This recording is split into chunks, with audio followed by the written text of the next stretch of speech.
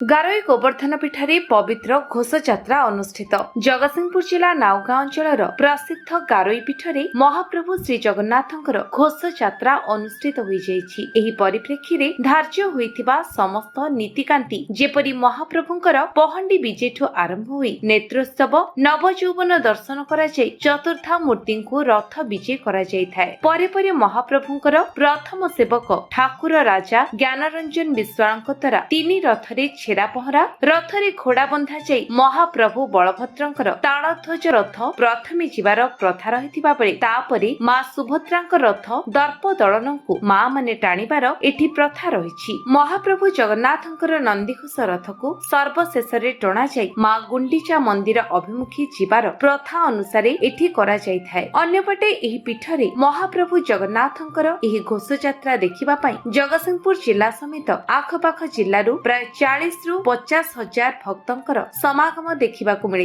एठिकार प्रबल भिड़ को दृष्टि रे रखी नाउगां पुलिस पक्षरु व्यापक सुरक्षा व्यवस्था करा जाइथिबार देखा जाइछि। मौज श्री निरंजन विश्वाल अध्यापक ए जो क्षेत्र होची गोवर्धन पीठ गारोई आश्रम बाबा बुद्धनाथ दास प्रतिष्ठित। बाबा समग्र उत्कल खंडरे जने महामहिम संत थिले एवं तांकु जो बाणी होता है विशेषकर महापुरुष अच्युतानंदर शून्य पोथी प्रत्यय निर्देशित होई से पोथी निर्देश अनुसार एठी ये क्षेत्रटी गढ़ी उठी एवं एठी महाप्रभु दधिवामन जीव विजय करिसंती।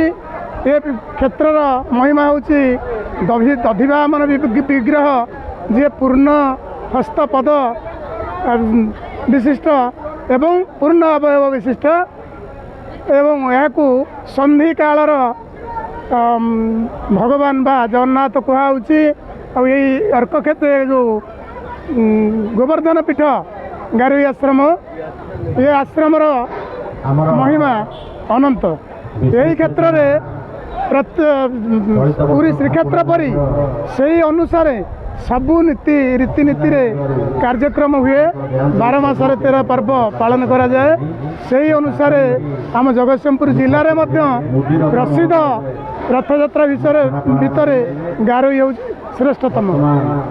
मु रवींद्रनाथ स्वाई श्रीजगन्नाथ उच्च विद्यालय प्राक्तन प्रधान शिक्षक मंदिर सह आरंभ जड़ित यही रथयात्रार अयम आरंभ हुए 1993 मसीह 1999 मसीह मंदिर आरंभ होगी प्रतिष्ठा लापर रथयात्रा कार्यक्रम 4 वर्ष पर 93 आरंभ हुए अद्यावधि चली आसी। जगन्नाथ बलभद्र सुभद्रा एवं चक्रराज सुदर्शन 3 रथरे जाती सलटन समस्ते टाणी नहीं पाछुट नहीं जाती गुंडीचा मंदिर को एवं महिला माने केवल आमर देवदलन रथ को सुभद्रा रथ को टाणीबार जो व्यवस्था अच्छी से व्यवस्था ए पर्यंत चालू रही। भक्त माने हजार हजार संख्यार ये समवेत होती।